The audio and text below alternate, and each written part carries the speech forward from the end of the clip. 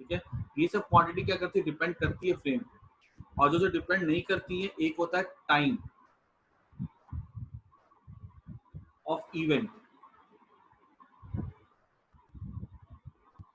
उसके बाद distance between two, distance between two points,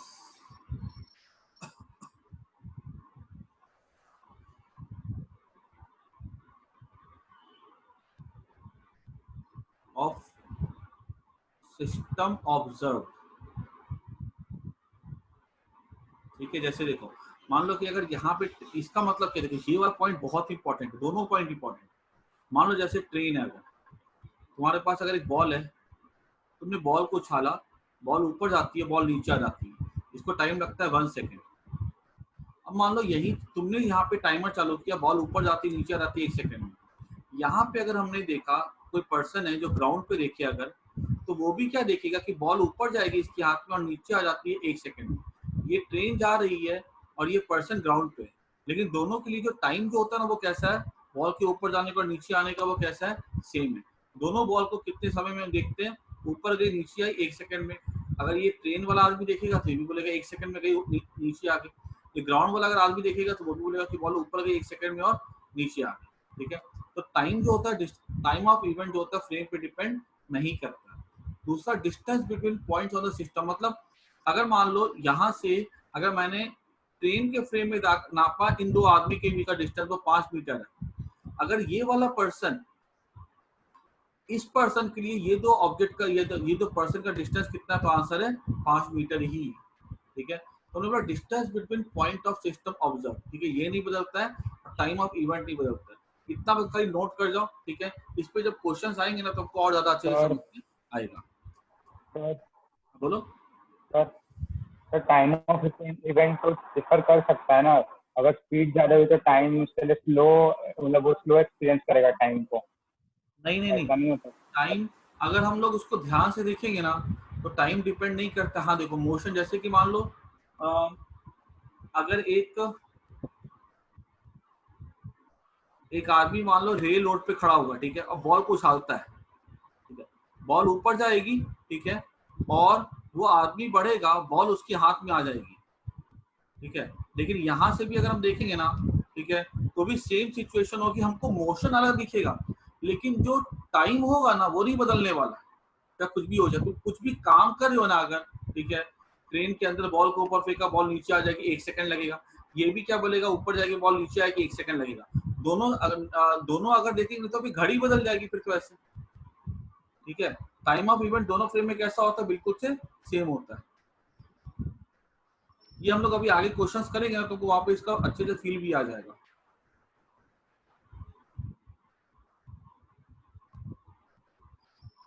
आगे बात समझ में, इसको भी एक बार के नोट कर जाओ बस।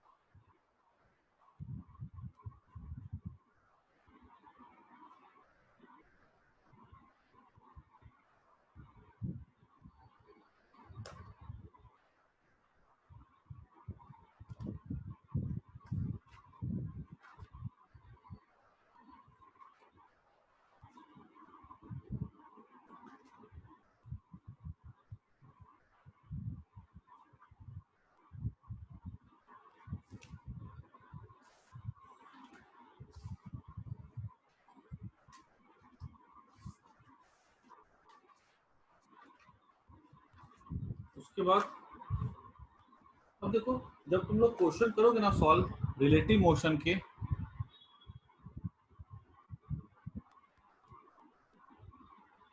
जिसमें कि हमारे 2D में आएंगे, ठीक है, क्वेश्चंस, जैसे कि रिवर बोर्ड वाले क्वेश्चंस आएंगे।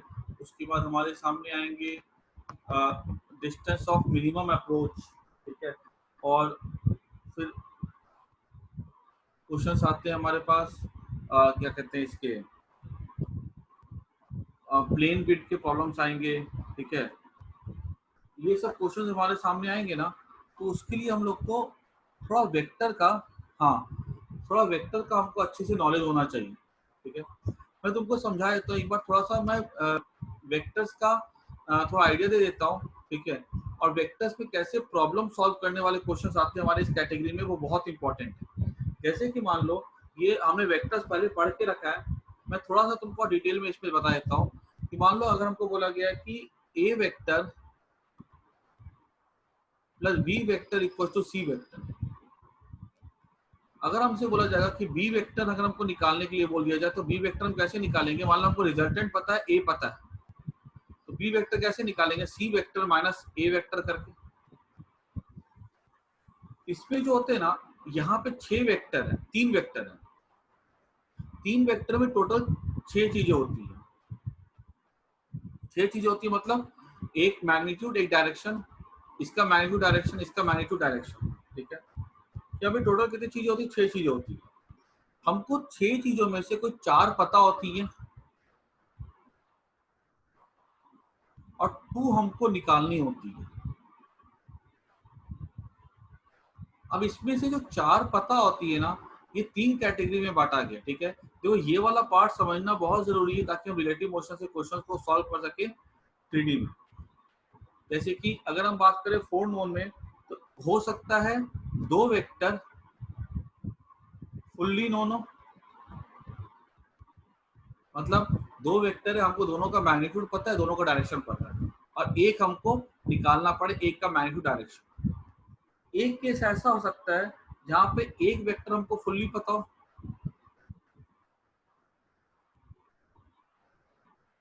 ठीक है, मतलब एक का हमको मैग्नीट्यूड पता है, डायरेक्शन ही पता है, और हमको किसी दूसरे का मैग्नीट्यूड पता हो और किसी तीसरे का डायरेक्शन पता हो, ठीक है, मतलब कोई एक वेक्टर पूरी तरह पता है और किसी दूसरे का मैग्नीट्यूड और किसी तीसरे का डायरेक्शन पता हो। एक थर्ड केस ऐसा आता है जहाँ पे एक वेक्टर हमको फुल्ली पता है, ठीक है, और एक का डायरेक्शन पता है, दूसरे का डायरेक्शन पता है, मैग्नीट्यूड किसी का पता नहीं है। अगर चौथे केस की बात करें तो एक वेक्टर हमको फुल्ली पता हो और बाकी दोनों के मैग्नीट्यूड पता हो, तो वैसा क्वेश्चन कभी भी सॉल्व नहीं हो सकता है। वेक्टर में जो 3 तरह के क्वेश्चंस आते हैं वो इसी कैटेगरी के होते हैं और ये सबको पता होना चाहिए, ठीक है। इसमें कैसे सॉल्व करते हैं हम लोग, इसको जरा देख लो। जैसे 2 वेक्टर फुल्ली पता हो, हमको एक का मैग्नीट्यूड डायरेक्शन निकालना हो,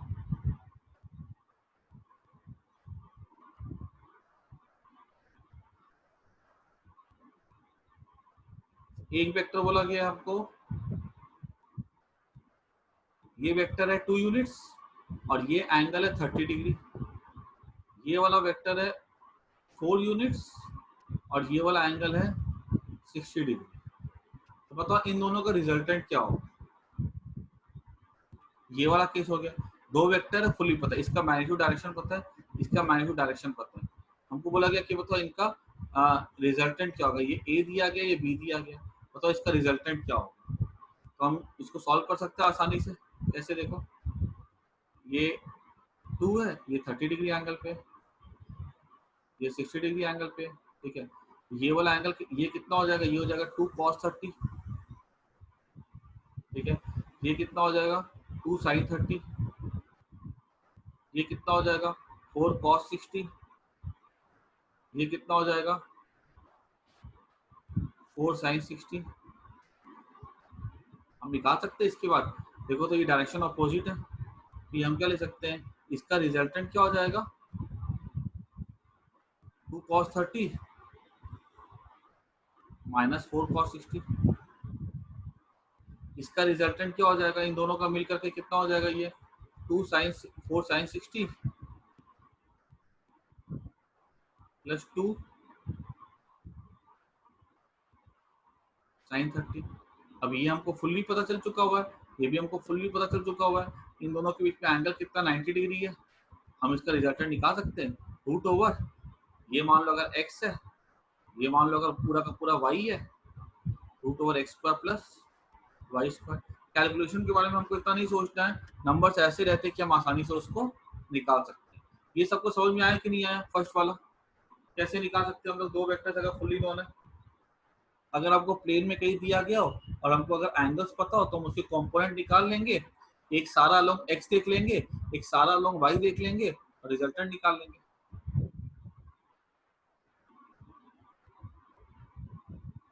ठीक है। दूसरा देखो, ये वाला आसान होता है, बहुत आसान होता है, ये हम पहले भी करते आ रहे हैं। ठीक है।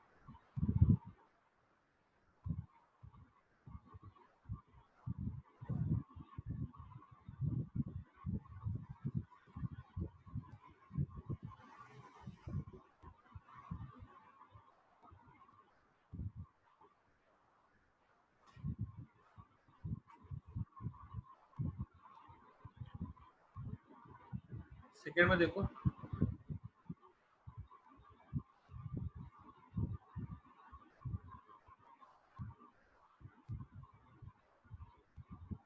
अच्छा सेकेंड को समझाने से पहले ना तुमको थोड़ा लैंग्वेज आना चाहिए वेक्टर का, जब पढ़ेंगे relative problems.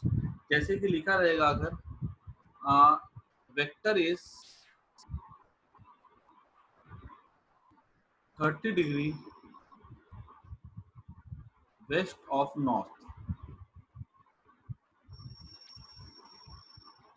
Waste of north का मतलब क्या हो गया? ये नॉर्थ है, ठीक है, ये वेस्ट होगा। 30 डिग्री वेस्ट ऑफ नॉर्थ मतलब ये ऐसे जाएगा, वेस्ट ऑफ नॉर्थ, नॉर्थ का वेस्ट पे गया। अगर लिखा हुआ है अ वेक्टर इज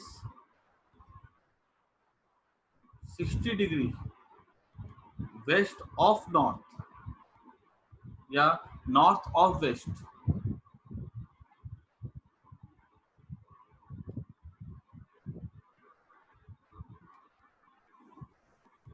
क्योंकि ये वेस्ट है, ये नॉर्थ है। 60 degree north of west, north की तरफ है। ऑफ मतलब कहाँ से एंगल मेजर करना? वेस्ट से मेजर करना। ऑफ मतलब कहाँ से मेजर करना है? वेस्ट से। नॉर्थ है इसके, नॉर्थ वेस्ट, ये ऐसे जाएगा, ये कितना हो जाएगा? 60 डिग्री एंगल हो जाएगा। आई बात सबको समझ में? ये अगर एग्जाम में क्वेश्चंस रहते हैं तो उस लैंग्वेज को हमको फिगर बनाने के लिए आना चाहिए। ठीक है, ये वाला इसको नोट कर जाना। ठीक है, बिकॉज ये छोटी छोटी बातें जो तुमको तुम्हारे क्वेश्चंस में मिलेंगी।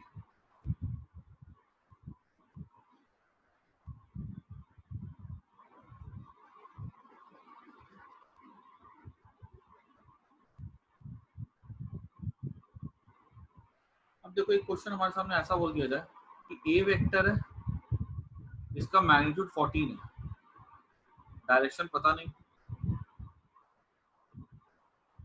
बी वेक्टर है, जिसका मैग्नीट्यूड हमको पता नहीं है, डायरेक्शन है 37 degree west of north,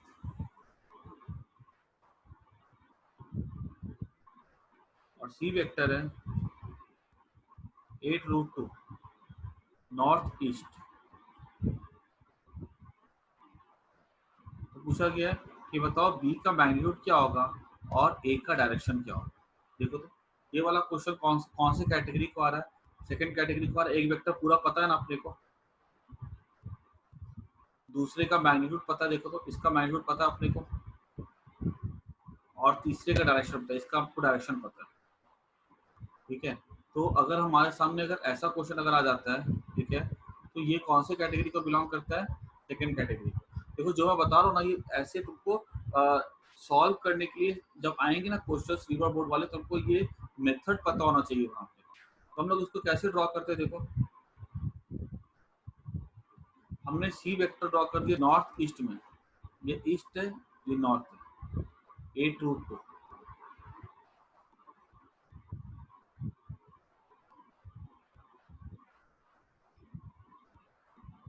north east, ये एंगल है 45 डिग्री। ठीक है, उसके बाद ये हमारा हो गया सी वेक्टर, जो पूरी तरह पता, पहले उसको ड्रॉ कर दो। फिर क्या हमारा बी वेक्टर, बी वेक्टर की वैल्यू पता नहीं है ये, लेकिन हमको पता 37 degree west of north, west of north, तो ये ऐसे गया ना, वेस्ट ऑफ नॉर्थ। और ए वेक्टर क्या हमको पता है, बी का वैल्यू, बी का हमको मैग्नीट्यूड नहीं पता, मान लो एक्स एक बात है, ठीक है।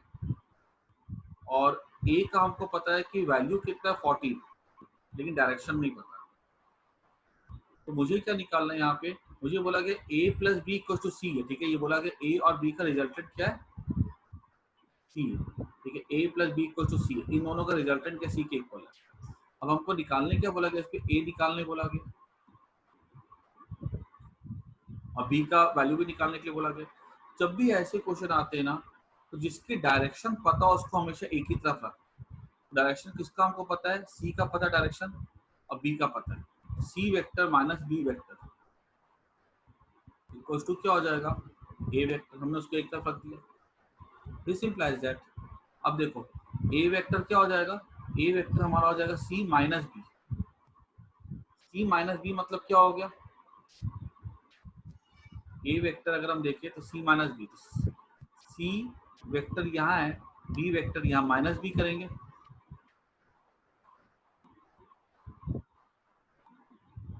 ये ऐसे जाएगा, ये माइनस बी होगी।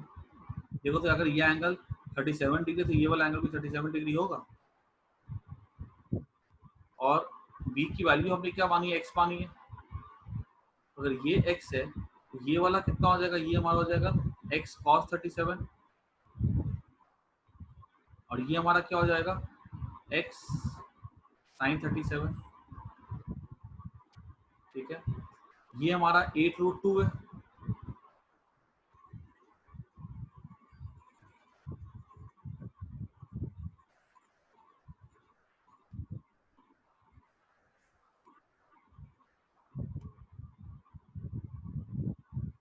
ये 8√2 है, तो हम क्या बोल सकते हैं, ये कंपोनेंट कितना हो जाएगा, 8√2 इंटू कॉस 45 दैट इज 8, और ये हमारा क्या हो जाएगा 8 साइन 45 दैट इज 8।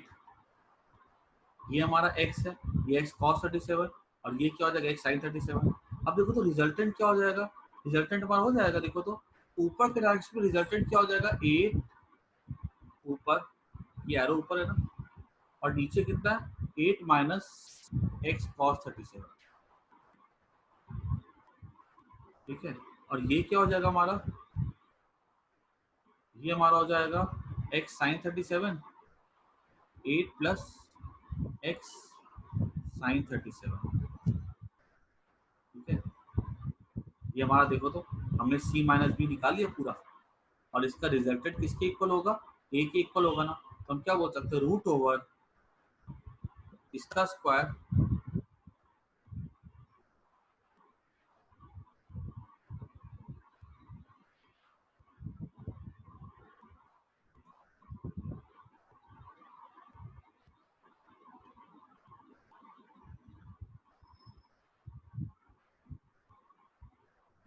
प्लस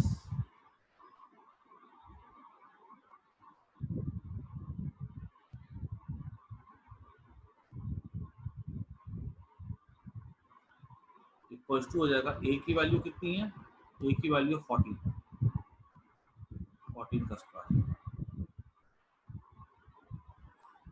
ना, ये 14 हो जाएगा यहाँ पे,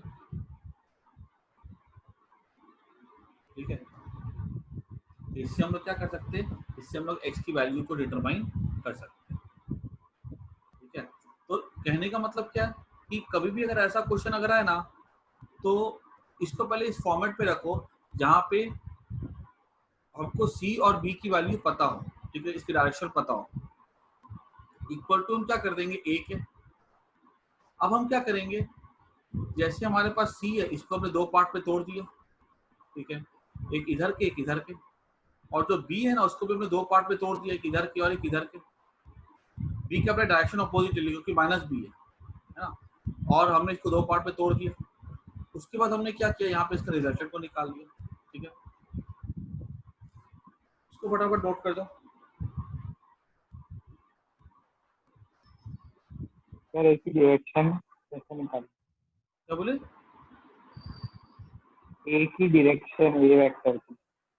एक ही डायरेक्शन, एक ही डायरेक्शन तो जैसे हमने इसको निकाला तो हम ये एंगल हमको ये हमारा ए हो जाएगा। अगर ये एंगल हम अगर थीटा ले लेते हैं, ठीक है, तो हमारा ए क्या डायरेक्शन की हो जाएगा, tan थीटा इक्वल्स टू ये वाली वैल्यू अपॉन ये वाली वैल्यू, ऐसा ना। वो- और ये हमको डायरेक्शन निकालने में दिक्कत नहीं होगी, क्योंकि देखो ये वाला प्लस में आएगा तो इधर होगा, ये वाली वैल्यू हम निकाल लेंगे, ठीक है। तो हम उसको हम एक बार x निकाल लेंगे ना अगर, ठीक है, तो हमको पता चल जाएगा कि ये प्लस होगा तो इधर लेंगे, ये प्लस होगा तो इसको इधर लेंगे। अगर मान लो ऐसा होता है कि हम x निकालते हैं, ठीक है, और हमारा 8 प्लस एक्स ये प्लस आ रहा है, लेकिन ये वाला हमारा नीचे अगर आ रहा है, ये नीचे अगर ऐसे आ रहा है, तो हमारा रिजल्टेंट का डायरेक्शन ऐसा हो जाएगा, ठीक है, ऐसे।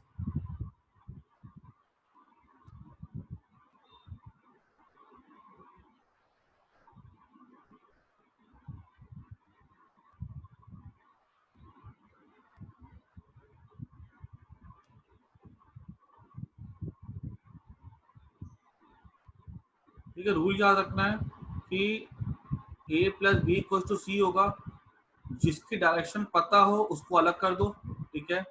c minus B equal to A, C को ड्रॉ करो, बी को ड्रॉ करो, ठीक है। बी की वैल्यू को ले लो, डायरेक्शन तो जो दिया जाएगा उस बी की वैल्यू को एक्स मान लो और ड्रॉ कर दो।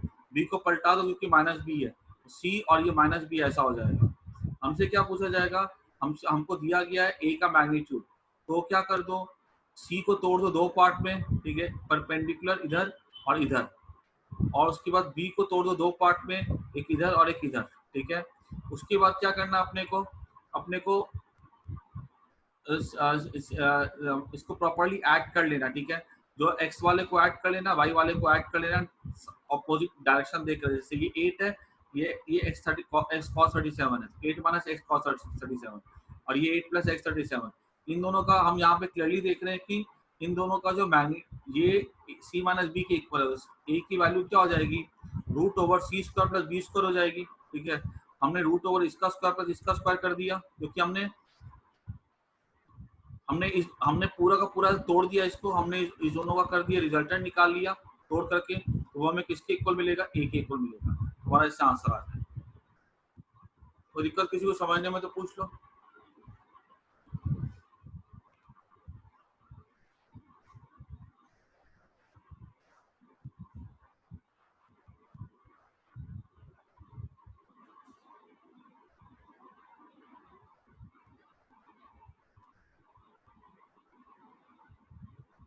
इससे आसान हो जाता सवाल हमारा।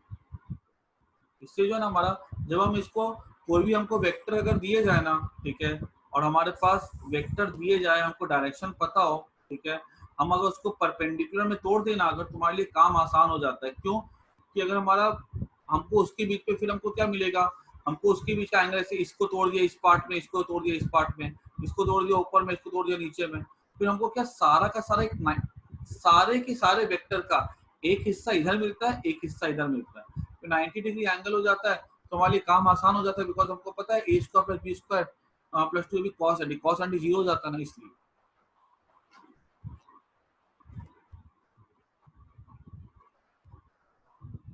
सर हाँ बोलो। डिवीजन ऑफ फैक्टर्स सिखाना बाकी है ना सर? क्या चीज? Division of factors. तुम्हारा वेक्टर हुआ नहीं है? डिवीजन बाकी है ना सर? डिवीजन कहाँ कराया है अभी? मल्टीप्लिकेशन तक क्या आपने कराया था? क्या बोल रहे हो? मल्टीप्लिकेशन तक ही कराया था सर आपने। कंपोनेंट्स करवा देंगे, कंपोनेंट्स नहीं करवा मैंने वेक्टर का। हाँ सर कराया। हाँ तो ये कंपोनेंट्स वाला पार्ट ही है। नहीं सर, मैं बोला था डिवीजन वाला पार्ट बाकी है, इसमें डिवीजन भी था इसके लिए। अच्छा बाकी है क्या? तो चलो कोई दिक्कत नहीं, नहीं समझ में आया कोई दिक्कत नहीं है, मैं भी एक्स्ट्रा लेके करवा दूंगा, ठीक है। मैं आज ही देखता हूँ, आज या कल में एक एक्स्ट्रा क्लास लेकर के ना कंपोनेंट्स वाला तोड़ के करवा दूंगा, ठीक है।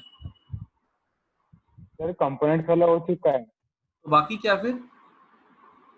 डिवीजन डिवीजन है ही शीट नहीं में वेक्टर। लिखा हुआ था, डिवीजन वेक्टर का थोड़ी ना होता कुछ। शीट में लिखा हुआ था इसके नहीं डिवीजन, एक मिनट, कहाँ पे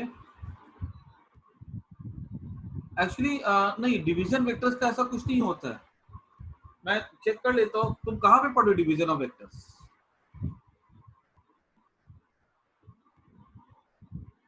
और वो अपने वेक्टर की शीट भी दी थी ना, उसमें था चलो मैं क्वेश्चन। देख लेता हूँ एक बार, ठीक है, वो क्या शीट पे क्या क्वेश्चन है। वैसे वेक्टर्स का जो डिवीजन होता है वो पॉसिबल नहीं होता है, ठीक है। मैं चेक कर लेता हूँ कहीं पे कुछ अलग लिखा होगा, ठीक है।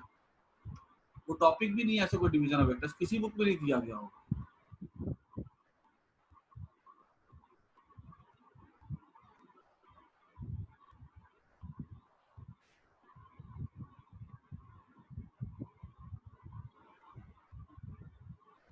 एक लास्ट क्वेश्चन देख लो।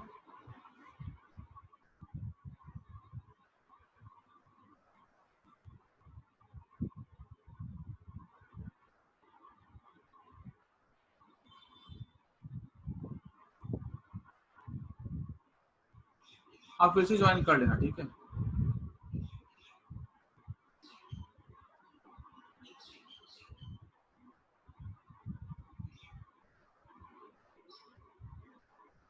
एक क्वेश्चन देखो, यहाँ पे लिखा गया है ए वेक्टर दिया गया। मैंने क्लास अभी एंड कर रहा हूँ, ठीक है, फिर से ज्वाइन कर लेना।